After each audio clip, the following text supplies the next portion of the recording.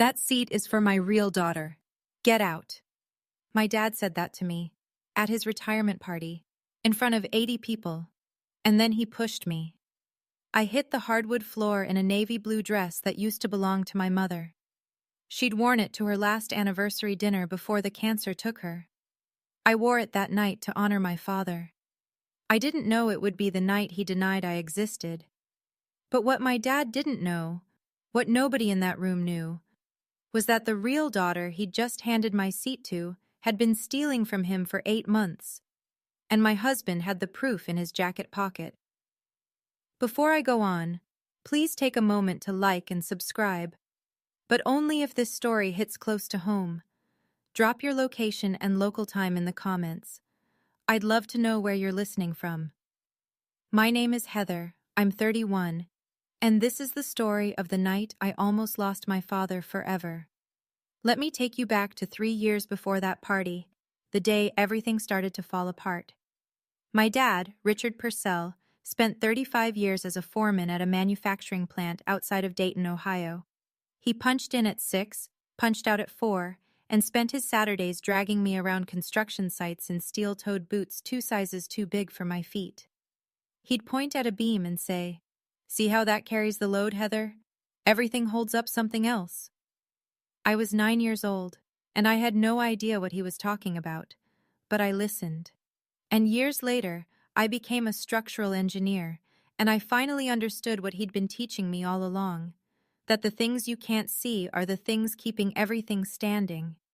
My mom, Linda, was an ER nurse.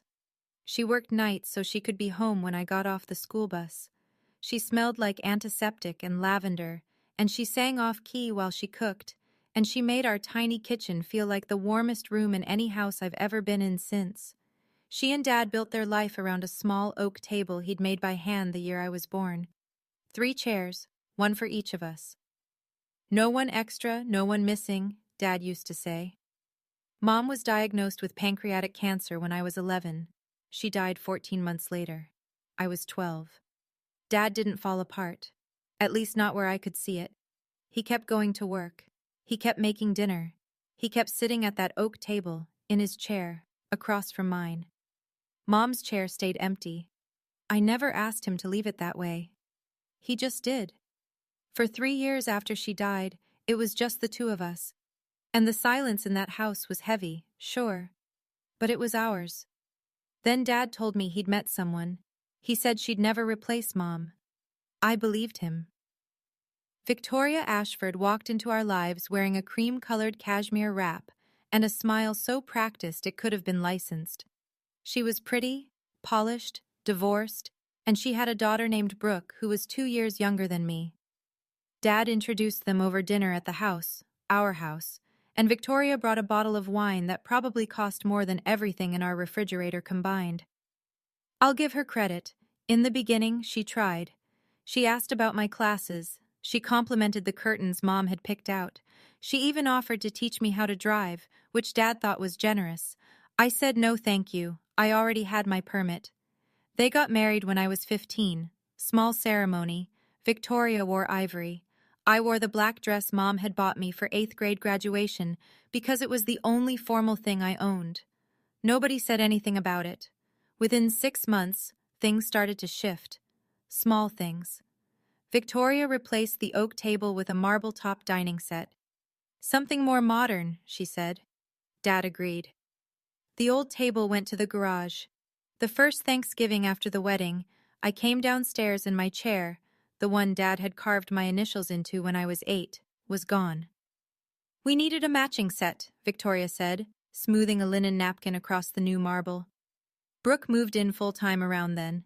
She took the guest room, which Victoria redecorated with sage wallpaper and a new vanity. Brooke was 13, chatty, eager. She called my dad Dad from the first week, and my dad, who hadn't cried once since my mother's funeral, got misty-eyed and hugged her at the dinner table. The new dinner table. I watched from the kitchen doorway and didn't say a word. That was my first mistake.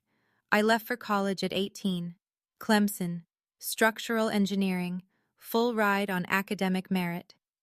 Dad drove me to campus, helped me carry my boxes, and stood in the parking lot for a long time after I told him I'd be fine. Victoria stayed home. She said she had a migraine. Every time I came back for a break, something else had changed.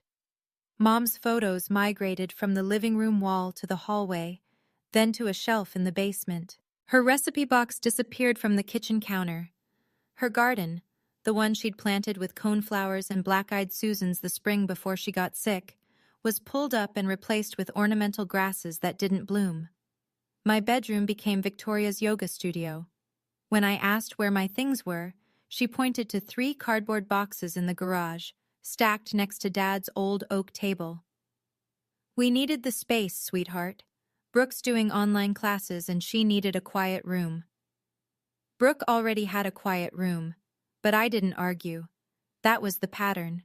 Victoria would take something small, frame it as practical, and Dad would go along because fighting about curtains and chairs felt beneath him.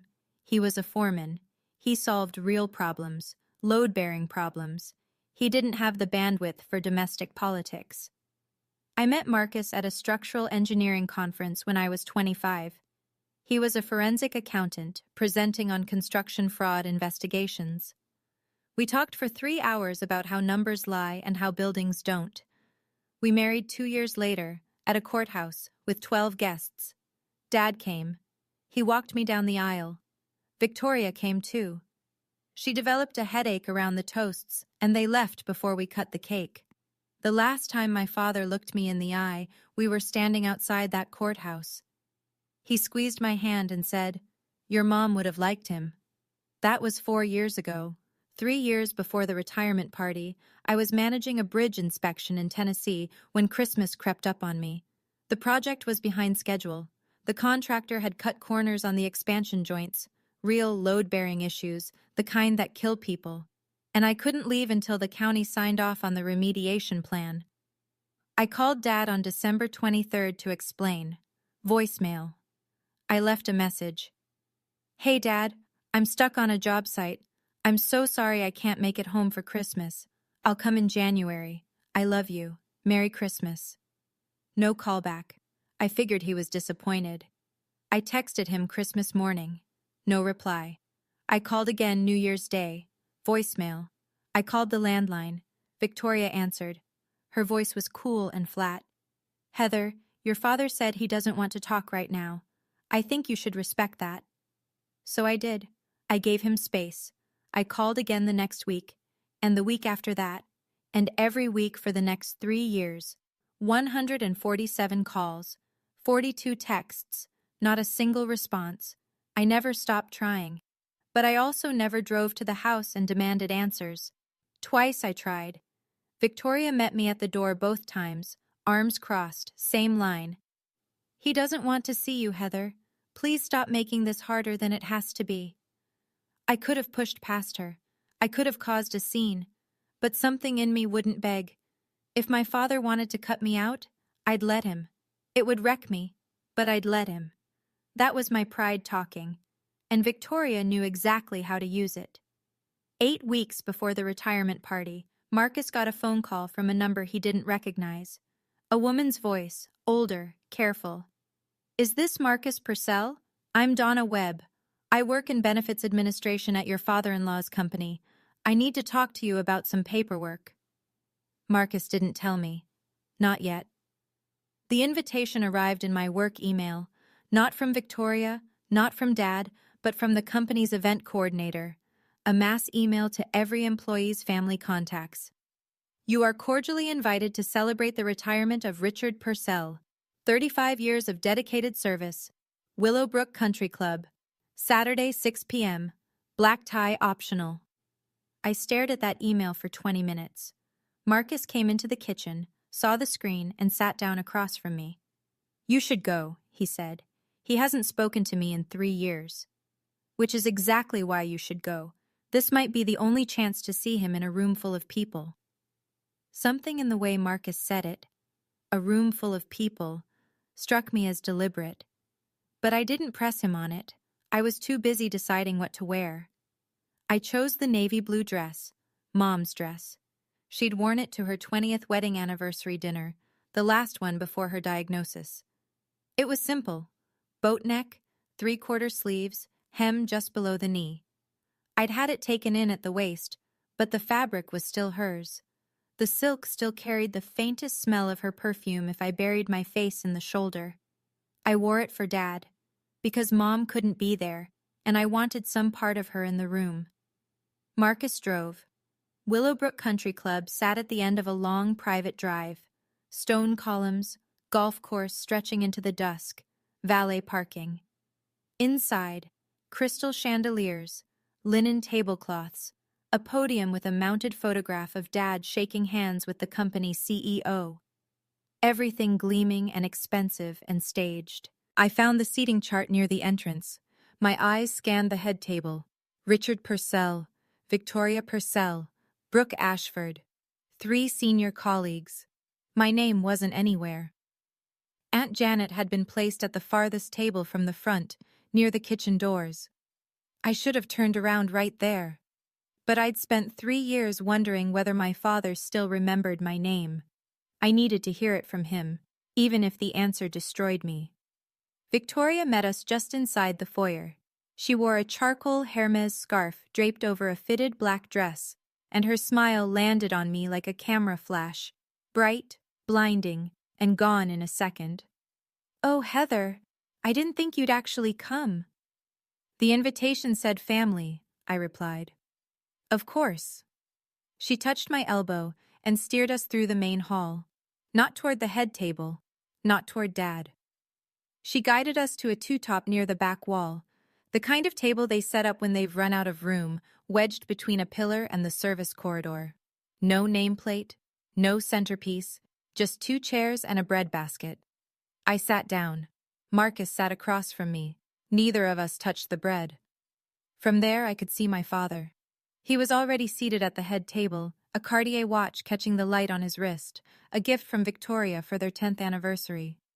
Brooke sat at his right side, leaning into him, her hand resting on his arm. She wore a blush-colored cocktail dress and a Tiffany pendant, and her hair fell in perfect curls like she'd come straight from a salon. She looked like a daughter. She looked like she belonged. Dad glanced in my direction. For 1 second, our eyes met across the room.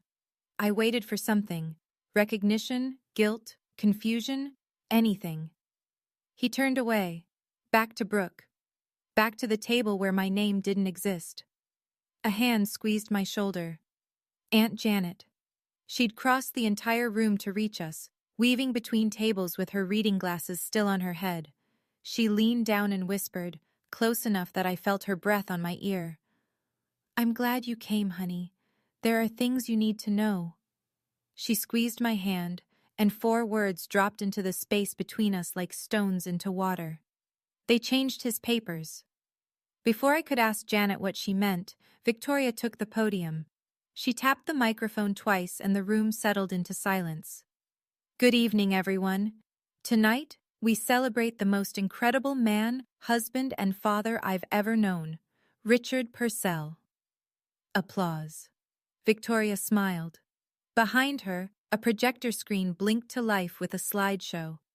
35 years of Dad's career compressed into 100 photographs. Dad on the factory floor. Dad shaking hands with executives. Dad at company picnics. And then the family pictures started. Victoria and Richard at a vineyard. Brooke and Richard at a football game. Victoria, Brooke, and Richard posing on the porch of the house I grew up in. Photo after photo after photo. Not one image of me. Not one image of my mother. 35 years of my father's life, and Linda Purcell had been edited out entirely. As if she'd never existed. As if I'd never existed. Victoria turned back to the crowd. "And I want to give a special recognition to Richard's daughter, Brooke, his pride and joy, who has followed in his footsteps and made him so proud." Brooke stood up from the head table and gave a little wave. People clapped. I felt Marcus's hand tighten around mine under the table. A man approached us during the applause. Gray-haired, khakis, company polo. Phil. He'd worked with Dad for 20 years. He looked at me with furrowed brows. "Aren't you Heather? Rick talked about you all the time. Showed us your college graduation photo, your engineering license. What happened?" I opened my mouth, but nothing came out. I didn't know what had happened. That was the worst part. I had spent 3 years constructing an explanation. Dad was angry, Dad needed space, Dad moved on, and none of it held anymore. "I don't know," I said, "but I'm here to find out." The slideshow ended. The waitstaff began circulating with entrees. Conversations resumed. Victoria returned to the head table and placed her hand on Dad's shoulder like a claim stake. I set my napkin on the table and stood up. Marcus looked at me. "Are you sure?" I didn't drive 4 hours to eat bread rolls in a corner.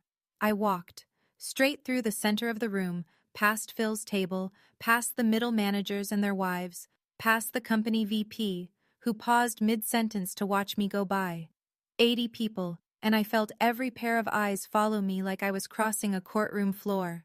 The head table was elevated on a low platform, just 6 inches, but enough to make you feel like you were approaching a stage. I stepped up. Brooke saw me first. Her smile faltered. There was one empty chair at the table's far left. It belonged to a colleague who hadn't shown up. I stood beside it and rested my hand on the back. "Dad." Richard looked up. His jaw tightened. "It's been 3 years," I said. "Can we talk?"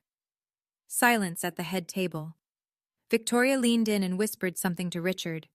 I couldn't hear it, but I watched his expression harden. Whatever she said reinforced the wall she'd spent 3 years building. Dad pushed his chair back and stood up. He was 6'1", broad-shouldered, and the foreman posture was still there even at 63. He looked down at me and I saw nothing.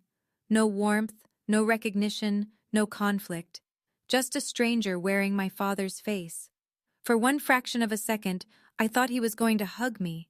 He put both hands on my shoulders and pushed. I went backward off the platform. My heel caught the edge and I hit the floor, not gracefully, not dramatically, just hard. My hip struck the polished hardwood.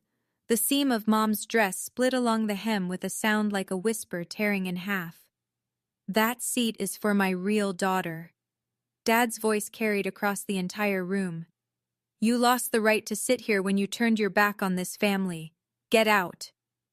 I was on the floor, looking up at my father, and behind him, Brooke slid into the empty chair. My chair, the one I'd walked across the room to reach, and settled into it like she'd been waiting for this moment. "It's okay, Dad," she said, resting her hand on his arm. "She can't hurt you anymore." 80 people, colleagues who'd known my dad for decades, family friends, the company VP. Nobody moved, nobody spoke. Forks hovered. Conversations died mid-syllable. The entire room held its breath and chose silence. I sat on that floor and felt the cold hardwood through the fabric of my mother's dress. The torn hem pooled around my knee. My clutch had fallen open beside me, and there, half spilled onto the floor, was a photograph. Me at 5 years old, sitting on my dad's shoulders at one of his construction sites. Hard hat on my head, grinning so wide my eyes disappeared. He was laughing. I carried that photo everywhere. I didn't cry. I stared up at the man who'd taught me how buildings stand, and I saw something terrible in his face. Certainty. He was certain he was right. Victoria had spent 3 years making sure of that. I put my palms flat on the floor and started to push myself up. One step from the door. That's how close I was to walking out of that room and never coming back. Then I heard a chair push back, and it wasn't mine. It was Marcus. I was still on one knee when Marcus stood up from our corner table. He didn't rush. He buttoned his suit jacket, a single precise motion, and adjusted his cuffs. I'd seen him do that 100 times before presentations at his firm. It was his tell. It meant he was about to lay something out in a way that left no room for argument. Victoria noticed him first. I watched her eyes track his movement across the room, and something flickered behind her expression. The briefest crack of alarm, filled in immediately with a hostess smile. Marcus, she called out, her voice pitched for the room to hear. I think it's best if you take Heather home. She's had a long night. Marcus didn't look at her. He walked past the center tables, past Phil, past the murmuring guests who couldn't decide whether to stare or pretend nothing was happening. He walked straight to me and offered his hand. I took it. He pulled me up. He looked at the torn hem of Mom's dress, and his jaw tightened, and for 1 second, I saw something cross his face that wasn't calm at all. He set it aside. He steadied me, then turned toward the head table, toward my father. Mr. Purcell. His voice was conversational. Not loud, not aggressive. The tone you'd use in a conference room, not a confrontation, but every syllable carried. I'm Marcus, your daughter's husband. The daughter you just pushed to the floor. Richard's face reddened. I don't have anything to say to you. Take her and leave. I understand, sir, but before we go, I have one question. Marcus paused.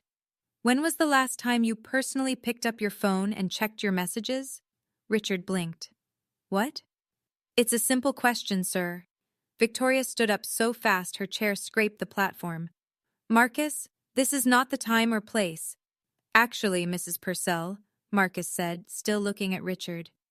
This is exactly the time and place. Okay, I need to pause here for a second, because at that moment, I was ready to leave. I was ready to let my father have the life Victoria had built around him. But Marcus had been sitting at that corner table, quiet the whole evening, holding something in his jacket pocket that nobody in the room knew about. Something that would change everything. Before I tell you what happened next, if this story has hit you somewhere personal, hit that like button. And if you've ever had someone stand up for you when nobody else would, tell me about it in the comments. Now let me tell you what Marcus did. While Marcus stood at the head table, Victoria's recovery was almost beautiful in its precision. She turned to the room, palms open, voice warm and apologetic, the gracious hostess managing an unfortunate scene. Everyone, I'm so sorry about this disruption. Please, enjoy your dinners. This is Richard's night. She placed her hand on Dad's shoulder and leaned down. The table microphone caught her whisper. See? I told you she only comes around when she wants something. Dad nodded, but his hand was gripping his napkin hard enough to whiten his knuckles. He'd just shoved his daughter in front of every colleague he'd ever respected. I could see the adrenaline draining out of him, leaving behind something that looked a lot like doubt. Brooke filled the silence. She leaned into Richard and said, loudly enough for the surrounding tables, I'm here, Dad. I'll always be here. She rubbed his arm, and a few guests offered sympathetic smiles in their direction, the dutiful daughter comforting the beleaguered father. The narrative was holding. From her seat near the back, Donna Webb, a silver-haired woman I'd never met, watched the entire scene with an expression I couldn't read at the time. She caught Marcus's eye across the room and gave a small, deliberate nod. I didn't understand what it meant. I would soon. Phil, the gray-haired colleague who'd spoken to me earlier, broke the hush at his table. That was wrong, Rick. His voice was low but firm. That girl drove 4 hours to be here. Dad didn't answer. Victoria pressed on, lifting her champagne glass. To Richard, and to the family that chose to stay. A scattering of glasses rose, polite, uncomfortable. The kind of toast people drink to because refusing would require a courage nobody in that room had summoned yet. Nobody except Marcus. Victoria stepped down from the platform and crossed the room toward me. She moved with the precision of someone who has rehearsed their exits. Chin up, smile set, heels clicking a clean rhythm on the hardwood. She stopped 3 feet from where I stood near the coat check, smoothed her Hermes scarf, and lowered her voice. Heather, sweetie, I think it's best if you leave quietly. You've already embarrassed your father enough for one evening. I embarrassed him? He pushed me to the floor. Because you showed up uninvited to a private family event. If you really loved your father, you would have respected his wishes. His wishes? Or yours? Her smile didn't waver, but her eyes went flat. Let me be very clear. Richard has made his decision. His retirement, his benefits, his house, everything is taken care of. You are not part of that plan. She paused, adjusting her tone the way you'd adjust a thermostat, carefully, precisely. Walk away gracefully, or I will make sure everyone here knows exactly what kind of daughter you've been. I should have walked away. Every rational bone in my body told me to turn around, get in the car, and drive 4 hours home. But something she'd said, his benefits, his house, everything is taken care of, landed wrong. It sounded less like a wife protecting her husband and more like an investor protecting a portfolio. What kind of daughter calls her father every week for 3 years and never gets an answer? I said. Victoria's face changed. It was fast, a half second of something raw and startled, and then the mask slid back into place. I don't know what you're talking about. But I'd seen it, that micro-expression, that flinch. She knew about the calls. She'd known the entire time. Marcus had been watching from the center of the room. I didn't know it then, but he'd been waiting for this exact moment, the point where Victoria would overplay her hand. He'd told me later that the plan was never to confront her. It was to confront my father. Victoria was just the obstacle.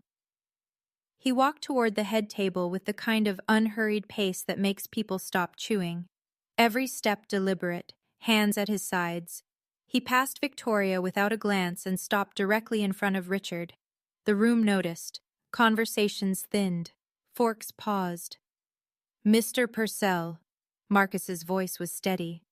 Before your wife called security, which I assume she's about to do, I'd like to ask you one more question.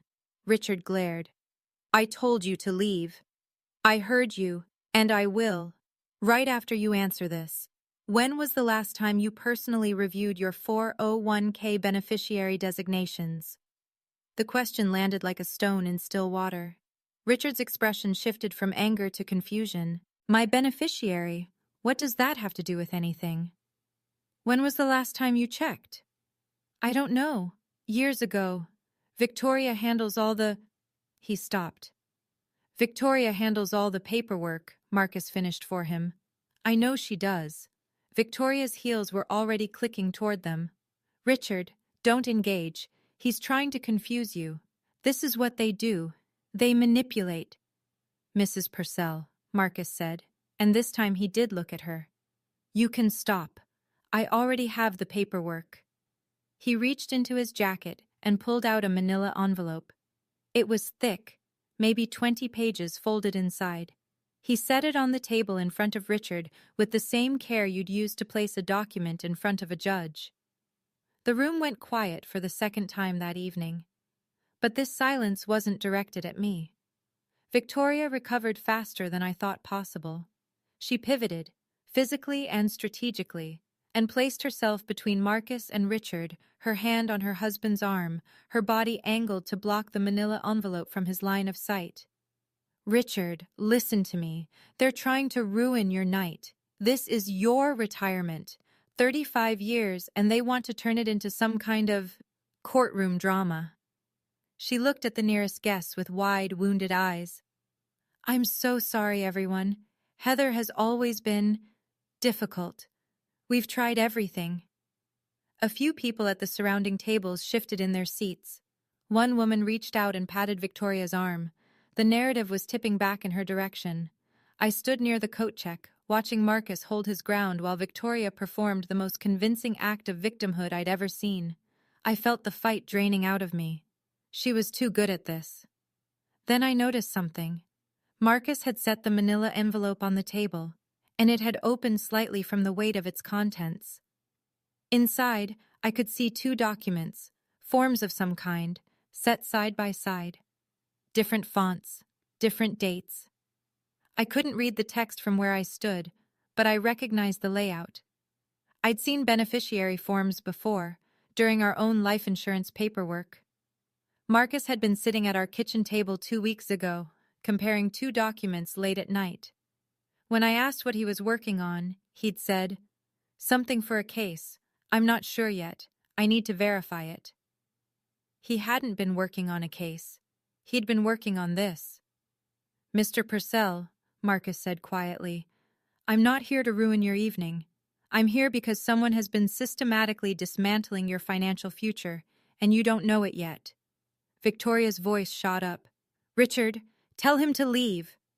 Richard's hand hovered over the envelope. He hadn't opened it, but he hadn't pushed it away either. "Even if any of this were true," Richard said slowly, "what does Brooke have to do with my retirement account?" "She owes $180,000 from a failed startup," Marcus said. "Did you know that?" Richard's head swiveled toward Brooke. She was still seated in the chair she'd taken from me. Her face went pale. That's not true. He's lying, Dad." "Of course he's lying," Victoria said, pressing closer to Richard's side.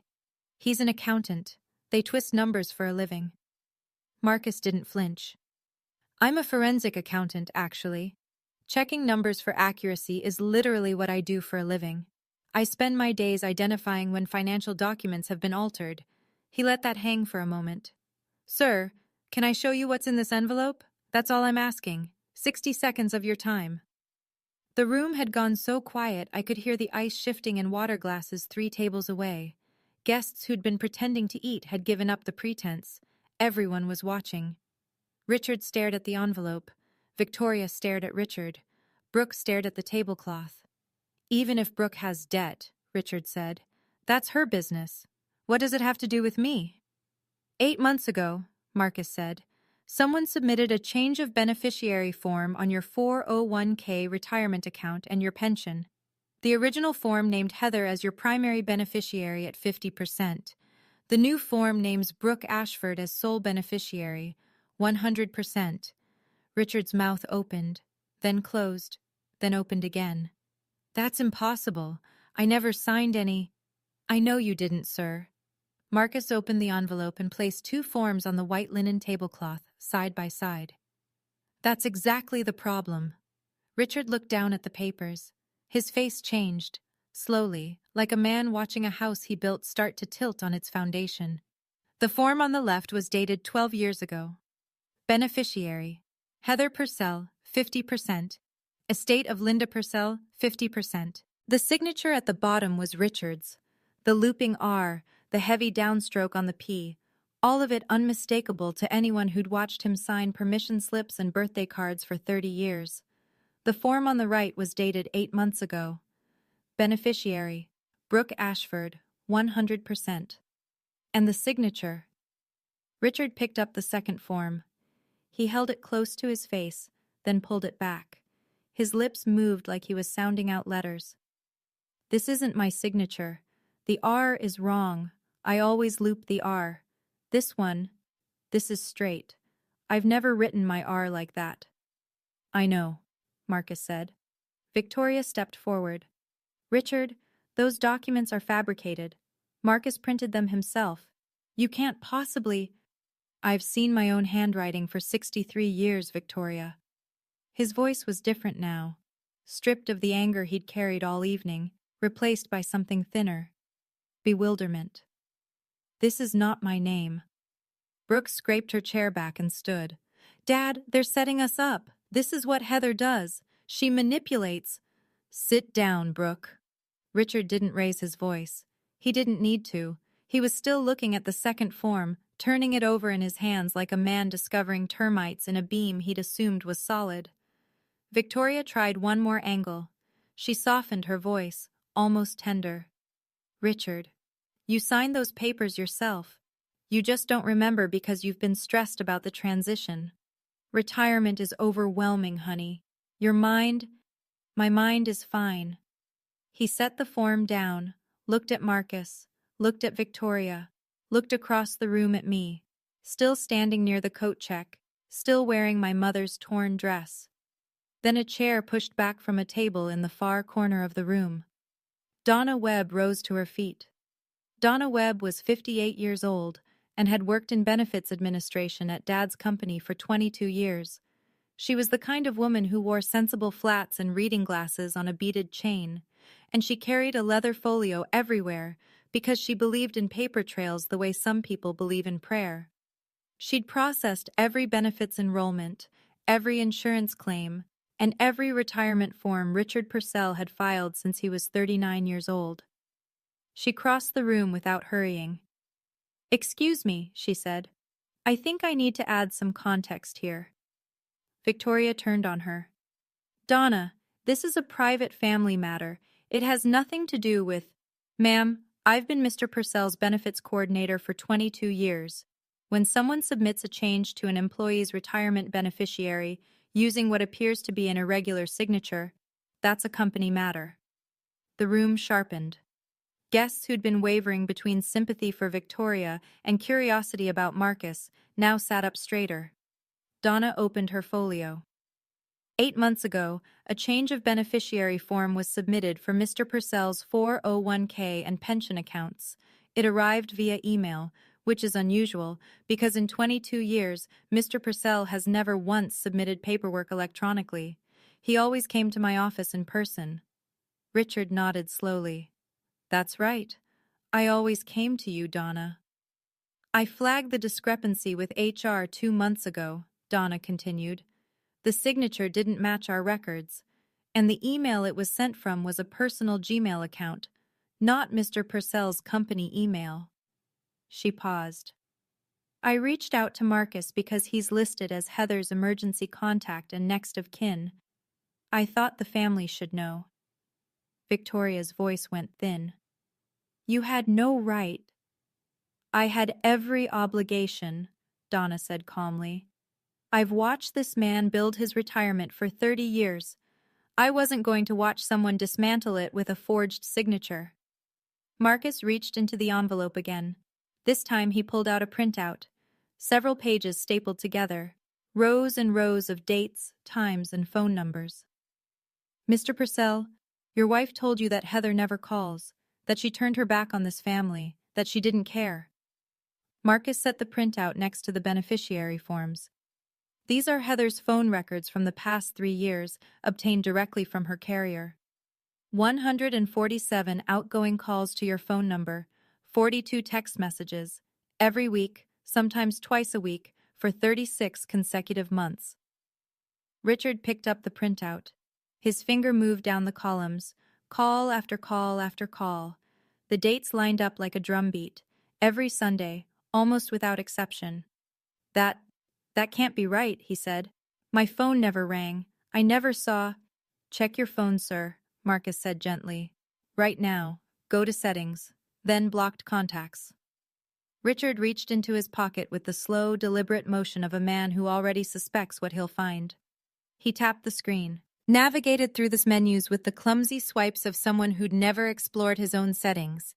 He found the list. One number, blocked. The area code matched the city where Heather and Marcus lived. Richard looked up from the phone. His eyes moved to Victoria, and for the first time all evening, I saw the man I remembered. The foreman who didn't tolerate sloppy work, who could spot a cracked weld from 30 feet away. The man who trusted what was in front of him over what anyone told him. "You blocked her."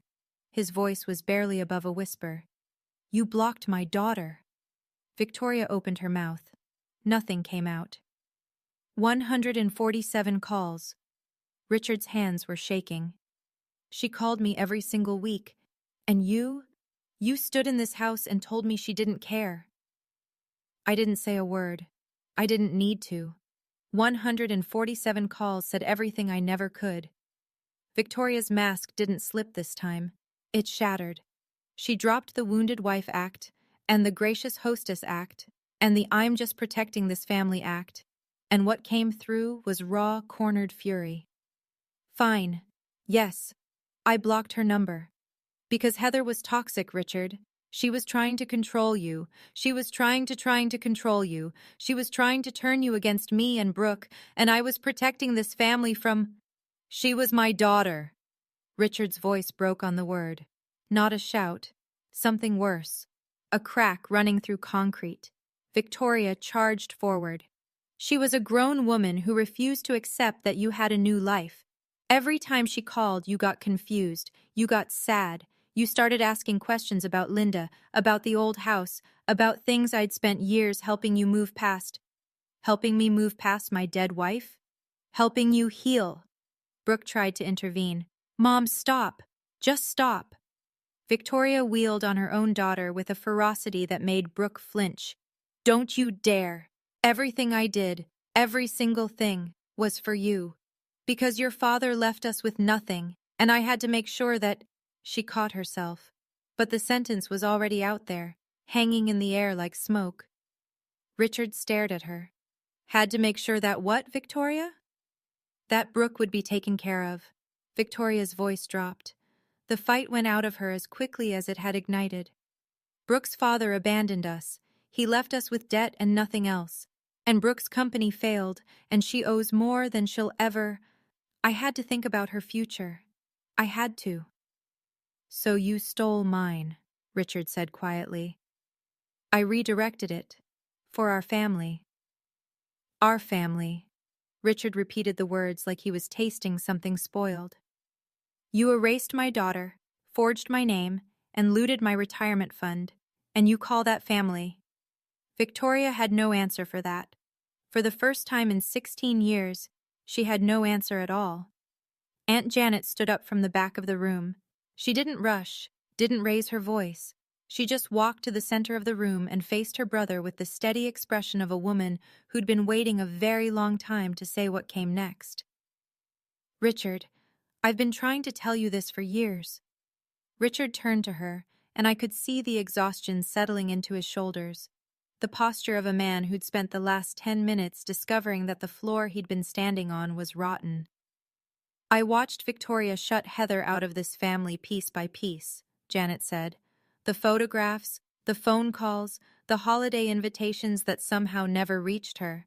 I came to you 5 separate times and told you something was wrong, and every time you said the same thing. Janet, you just don't like Victoria. Stay out of it. No, Richard. You pushed your daughter to the floor tonight, in front of every person you've worked with for 35 years. You need to sit with that. Phil nodded from his table. A few others did too. The kind of quiet, weighted nods that don't need words. Richard lowered himself back into his chair at the head table.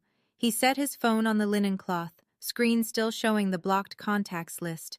His hand rested on the printout of phone records.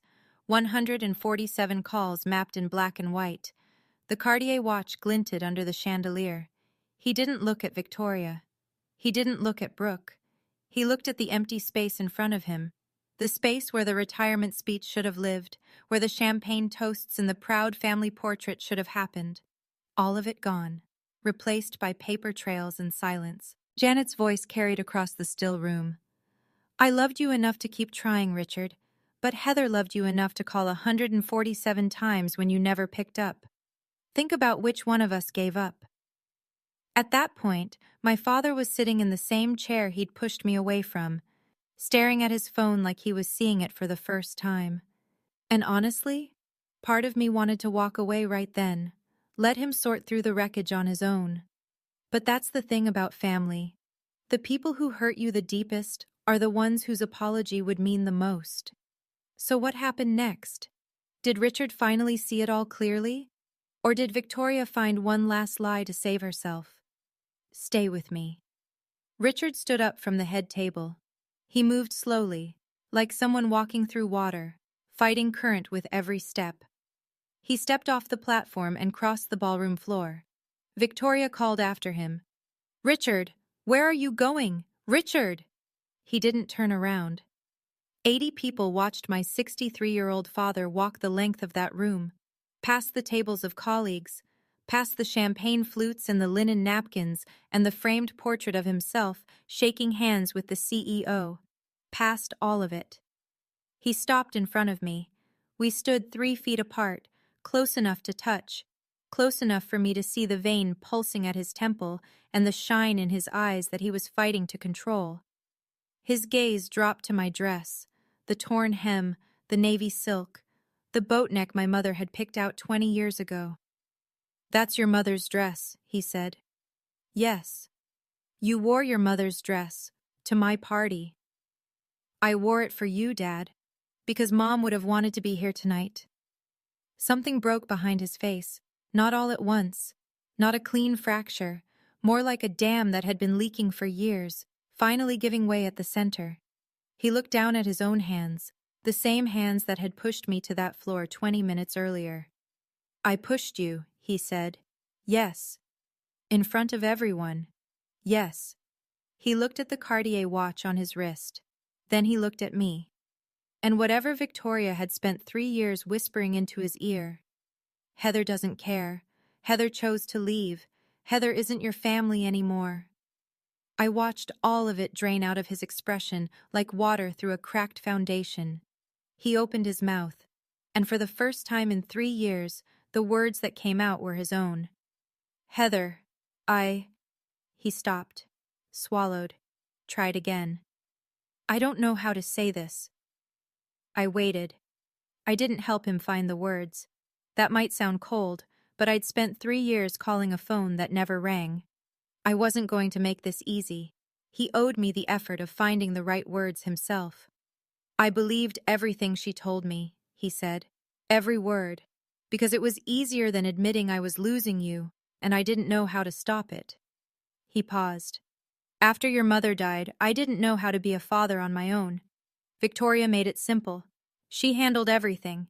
And I let her, because handling things myself meant facing how badly I was failing at all of it." He turned back toward the room. 80 faces stared back at him. "I owe my daughter an apology," he said, loud enough for the back tables. "Not just for tonight, for 3 years. I let someone convince me that the one person who never stopped reaching out to me had given up on me. That's on me. Victoria lied. But I chose to believe her, because the lie was more comfortable than the truth." He faced me again. "I'm sorry. I'm sorry I pushed you. I'm sorry I didn't answer your calls. I'm sorry I let them take your mother's pictures off the wall." My throat was tight. My eyes burned. But I didn't collapse into him. I didn't throw my arms around his neck and tell him everything was fine. "I accept your apology, Dad. But accepting an apology and trusting you again are two very different things. We have a long way to go." He nodded, slowly. "I know." "Good. Then this is where we start, not where we finish." He nodded again, and the smallest thing shifted, like a load recentering on a beam that had been off balance for years. Victoria was not finished. She marched across the floor with the rigid posture of a woman whose entire architecture was collapsing and who refused to acknowledge gravity. She positioned herself between Richard and me and addressed the room. "Can't anyone see what's happening? Marcus and Heather planned this entire spectacle. They came here tonight to humiliate Richard at his own retirement. This is coordinated. This is an attack." Richard spoke without turning to face her. "No, Victoria. The only person who planned anything at this party was you, the seating chart, the slideshow with no pictures of Heather, no pictures of Linda. You choreographed everything tonight to make sure my daughter felt invisible. And it worked. Until it didn't." Victoria pivoted to the guests. She scanned the room for allies, for one sympathetic face, for anyone who would corroborate the narrative she'd maintained for 16 years. What she found instead were averted gazes and tight jaws and hands wrapped around water glasses. Phil spoke up. "Ma'am, the man just showed us a forged signature. Sit down." Victoria turned to Brooke, the last person left in her corner. Brooke was standing at the edge of the platform, clutching her small handbag with both hands, her face drained of color. "Brooke, tell them. Tell them this is all a misunderstanding." Brooke's mouth opened, closed. She looked at Richard. She looked at the beneficiary forms still spread on the linen tablecloth. She looked at me, standing in my mother's torn dress. "Mom," Brooke said quietly, "it's over." Something in Victoria's expression went hollow. The fight left her face like air leaving a tire. Not dramatically, not with a bang, just a slow, steady deflation. "It is not over," she whispered. But she was the only person in the room who still believed that. Brooke gathered her things from the head table. She moved mechanically, clutch, phone, the cashmere wrap Victoria had draped over her chair. She didn't look at the beneficiary forms. She didn't look at the blocked contacts list still glowing on Richard's phone. She walked off the platform and headed for the door, but she stopped in front of me. "I didn't know about the signature," she said. Her voice was thin. "I swear to you, Heather, I didn't know she forged his name." "But you knew about the phone," I said. "You knew I was calling. You knew I was being blocked." Brooke didn't answer right away, and that silence, 3 seconds, maybe 4, carried more honesty than anything Victoria had said all evening. "I wanted a dad," Brooke finally said. Her eyes were wet. "My real father left when I was 6, moved to Portland with his girlfriend and never looked back. Richard was the first person who ever," her voice cracked.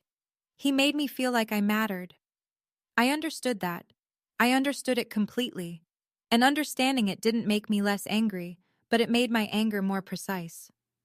"I understand wanting a father, Brooke, but you don't get one by erasing someone else's daughter." She held my gaze for a long moment, then she nodded, a small, tight movement, and walked toward the exit. Victoria called after her, sharp and desperate. "Brooke! Brooke!" Brooke pushed through the double doors and didn't look back. Around the room, a shift was happening, the slow, collective exhale of 80 people processing what they'd just witnessed. A few of Richard's colleagues stood up and drifted toward him. Handshakes, quiet words. Donna moved to Marcus's side and nodded once, the kind of nod that meant the job is done. I didn't hate Brooke. I hated what she'd allowed to happen.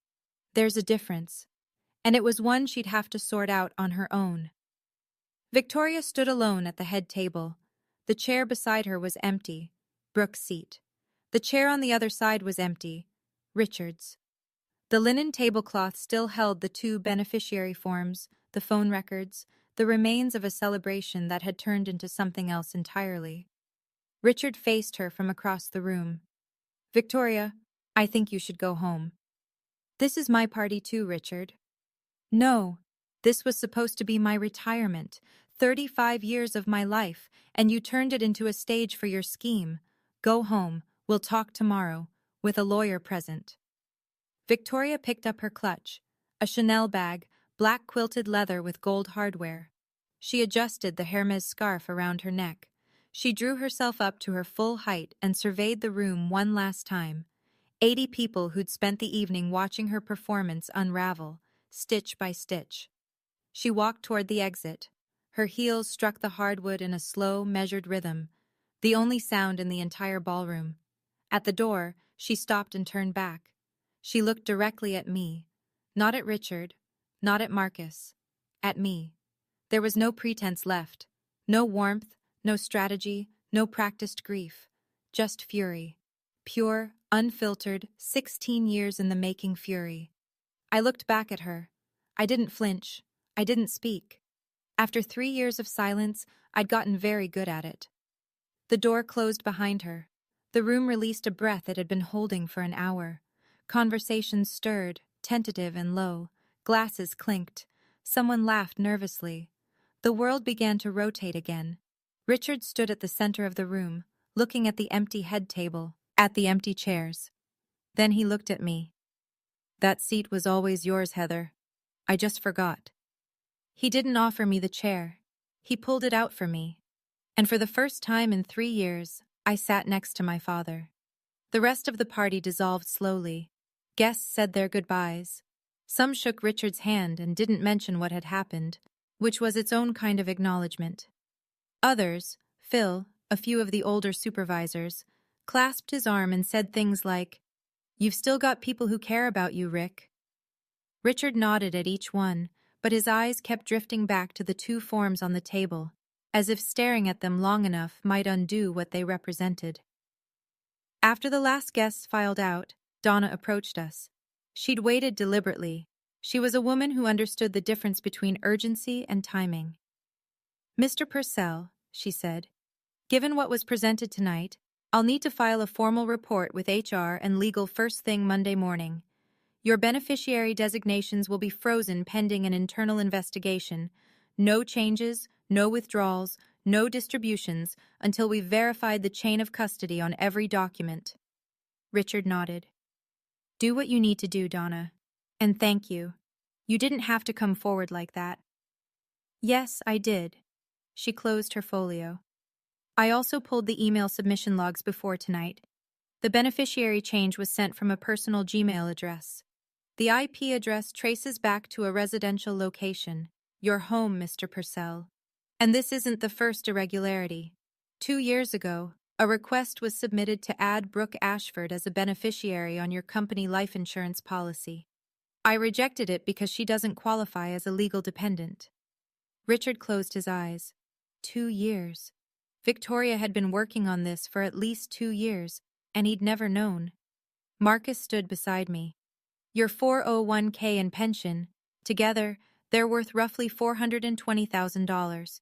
If the forms had gone through unchallenged, you would have retired with nothing in your name. Everything I earned, Richard said quietly. 35 years. Every cent of it, Marcus confirmed, would have gone to Brooke Ashford the day you filed your final paperwork. Marcus and I drove home in the dark. The highway was empty. Fields slid past outside the windows like dark water, and neither of us spoke for the first 20 miles. I looked down at Mom's dress. The hem was torn from where I'd hit the floor. A thread hung loose near the knee. I ran my thumb over it and thought about how some things can be mended and some things can only be worn with the damage showing. You knew, I said, before tonight. I knew for 2 weeks. Donna called me 2 months ago with her concerns. I spent the rest of the time pulling records, verifying signatures, cross-referencing the submission logs with the company's internal audit trail. I needed every piece to be airtight before I brought it to your father. Why didn't you tell me? Marcus kept his eyes on the road. Because if I'd been wrong, if the signature discrepancy turned out to be a clerical error, or if Donna's suspicions didn't hold up, I would have been another person making promises about your father that fell apart. You've had enough of that. I wasn't going to give you hope I couldn't back up with documentation. I understood. That was Marcus. He didn't deal in feelings. He dealt in verified facts. And he'd loved me enough to wait until the facts were solid. There's one more thing, he said. When I was going through the phone records, I found something. 3 years ago, Christmas Eve, the night you left that voicemail. You also sent a text. I remembered. Merry Christmas, Dad. I'm sorry I can't make it. I love you. It was delivered, and it was read. The carrier's red receipt shows it was opened at 11:47 p.m., Christmas Eve. My chest tightened. He saw it? Someone saw it. Marcus paused, and then deleted it, and blocked your number the next morning. Victoria had read my Christmas message to my father. She'd seen the words, "I love you, Dad," and erased them. 1 week later, the pieces started falling into place, slowly, unevenly, the way things do in real life when there's no editor trimming the awkward parts. HR completed its preliminary investigation by Wednesday. The second beneficiary form was confirmed as fraudulent. The signature analysis didn't match company records, and the submitting email address was linked to an account registered under Victoria's maiden name. Richard's original beneficiary designations were restored. Heather Purcell, 50%. Estate of Linda Purcell, 50%. The way Dad had written it 12 years ago. The way it should have stayed. Richard met with a divorce attorney on Thursday. Victoria had already moved most of her personal belongings out of the house by then. She'd done it while Richard was at a follow-up meeting at the plant. No conversation, no negotiation, just empty drawers and a closet stripped of Hermes and Chanel. Brooke sent me an email on Friday. 2 lines. You were right about the phone. I should have said something. I read it 3 times. I didn't respond. Not because I was punishing her, but because I hadn't figured out what honest words looked like yet. She deserved a real answer, and I wasn't ready to give one. Richard called me Saturday morning. The first phone call from my father in 3 years. We sat in silence for the first 10 seconds, the kind of silence that used to fill our kitchen after Mom died, full and heavy and strangely familiar. I don't know how to fix this, he said. You don't fix it in one phone call, Dad. But this call, right now, is a start. I heard him exhale, long and shaky. Then, I'm wearing the Timex, the watch I'd bought him with my first summer job paycheck when I was 16, a $30 Timex from a display case at Walmart. I didn't know he'd kept it. Good, I said. That's a start too. 2 weeks after the party, I pulled into my father's driveway for the first time in 3 years. Marcus waited in the car. Take your time, he said. I'll be here. The front door was unlocked. I stepped inside and the house smelled different. Not bad, just different. Victoria's candles were gone. The ornamental grasses she'd planted were still in the yard, but someone had set a single pot of black-eyed Susans on the porch railing. Mom's flower. Dad must have bought them at the nursery. The marble dining table was gone. In its place, in the middle of the kitchen, sitting on the same scuffed tile floor I'd walked on as a kid, was the oak table. Dad had pulled it from the garage, sanded it down, and refinished it. The grain was darker now, seasoned by years of storage. But the joints were tight and the legs were level, and when I ran my hand across the surface, I could feel the grooves from 1,000 family dinners. I found my chair, the one with my initials carved into the back, HP, scratched in with a pocket knife by a man who wanted his daughter's name in the wood so she'd always know where she belonged. The chair wobbled slightly. Dad had re-glued the leg, but the joint wasn't perfect. Some of the scratches won't come out, Dad said from the kitchen doorway. That's okay, Dad. Neither will some of mine. He poured 2 cups of coffee in plain ceramic mugs. No Wedgwood china, no marble. Just 2 cups on an oak table in a kitchen that was starting to remember what it used to be. On the wall behind him, a framed photograph of my mother, Linda Purcell, smiling, back where she belonged. I glanced at Dad's phone, resting on the table. The screen was unlocked. I could see the settings app open, blocked contacts. The list was empty. He'd figured it out himself. We didn't talk about everything that afternoon. We didn't need to. Sometimes sitting at the same table is enough. People ask me if I've forgiven my father. The honest answer is that forgiveness isn't a switch I flipped. It's more like physical therapy, repetitive, uncomfortable, and measured in millimeters instead of miles. Some days I wake up and I'm fine. Some days I remember the floor, the hardwood, the sound of my mother's dress tearing. And I have to decide all over again whether I'm going to carry that or set it down. I'm working on it, every day. Here's what I've learned. And I'm telling you this not as advice, but as something I had to figure out the hard way. Forgiving someone doesn't mean you pretend it didn't happen. It means you stop letting their worst moment dictate every moment that comes after. My father pushed me. He called me not his real daughter in front of 80 people. Those things happened, and they'll always have happened. But they're not the entire story. They're the chapter that almost ended us, but didn't. Victoria. I don't hate her. I've tried to, and I can't sustain it. She was a woman who watched her first husband abandon her and her daughter, and she swore she'd never let that happen again. Her method was wrong. Her execution was criminal. But the fear underneath it, the fear of being left with nothing, I understand that fear. I just refuse to let it excuse what she did. Marcus didn't save me that night. I want to be clear about that. He gave me the truth. Donna gave him the paperwork. Janet gave Richard the mirror. But I saved myself by choosing to show up at that party, in my mother's dress, after 3 years of silence. I could have stayed home. I almost did. My biggest weakness was my pride. I was so determined not to beg for my father's attention that I let 3 years pass without fighting for him. Pride kept my dignity intact, sure, but it also kept me away from the truth. 1 month after the party, Dad and I went to lunch, just the 2 of us. No Marcus, no Janet, no buffer. A diner on Route 35, the same one he used to take me to on Saturday mornings before we'd drive out to whatever construction site he was supervising that week. Red vinyl booths, laminated menus, coffee in ceramic mugs with the diner's logo wearing off. He was wearing the Timex, The crystal was scratched. The leather band was cracked at the edges and held together with a replacement pin I could tell he'd bought at a hardware store. But the second hand still ticked. "You kept it," I said. "It was in my dresser drawer, under the Cartier box." He turned the watch over in his hand. "I think I always knew which one meant more."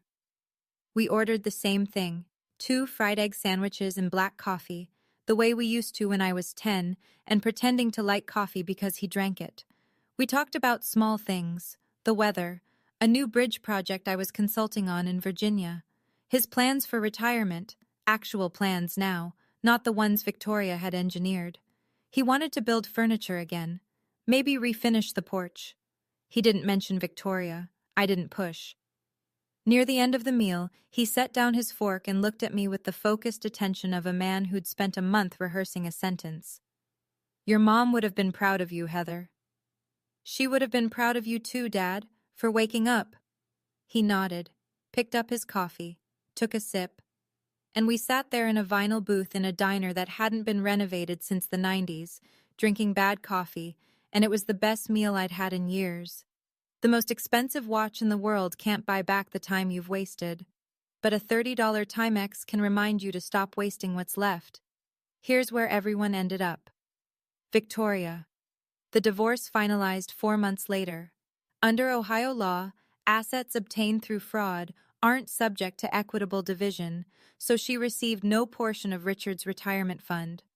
The company's legal team referred the forged beneficiary form to local authorities.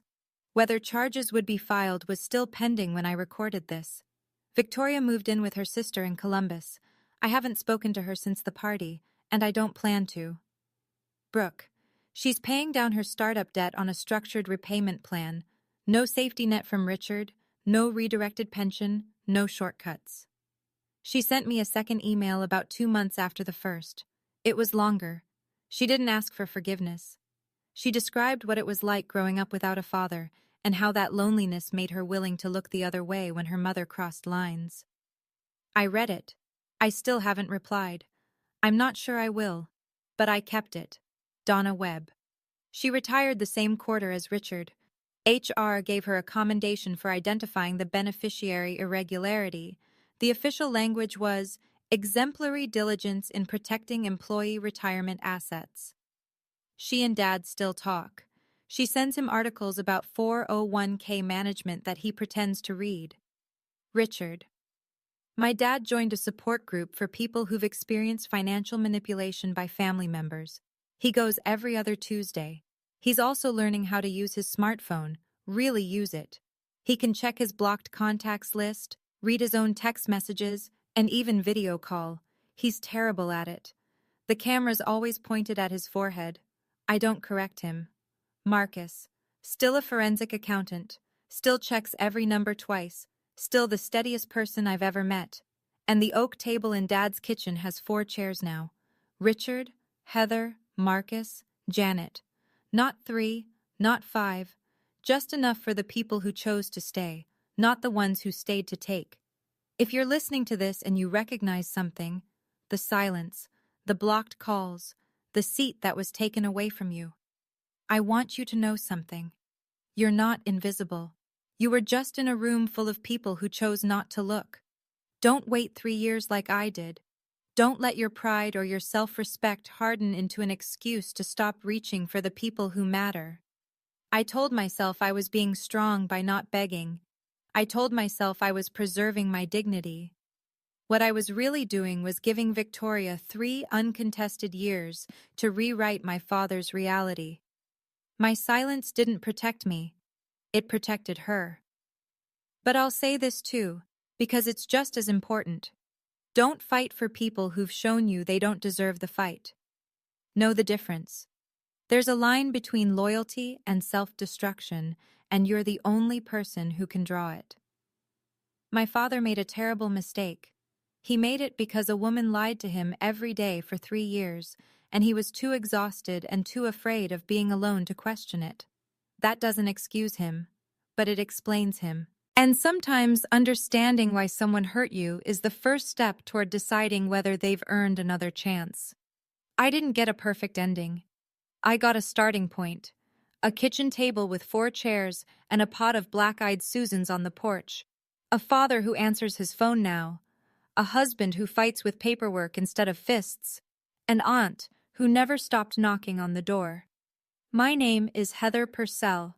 I'm 31 years old.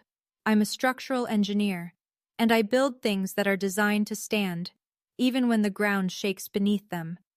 On Dad's oak table, next to the framed photo of Mom, there's a snapshot of me at 5 years old, sitting on his shoulders at one of his construction sites, wearing a hard hat 3 sizes too big, grinning so wide my eyes disappear. He's laughing. I carry that photo everywhere. Now it stays on the table, right where it belongs. That's the end of my story. But before you go, I want to ask you something. If you could go back and say one thing, just one honest thing, to the family member who hurt you the most, what would it be? Not to fix it, just to say your truth. Drop it in the comments. I read every single one. And if this story made you feel a little less alone tonight, that's everything I could have hoped for. There's another story linked in the description that hit me just as hard to tell. I think you'll understand why once you hear it. Thank you for staying until the end.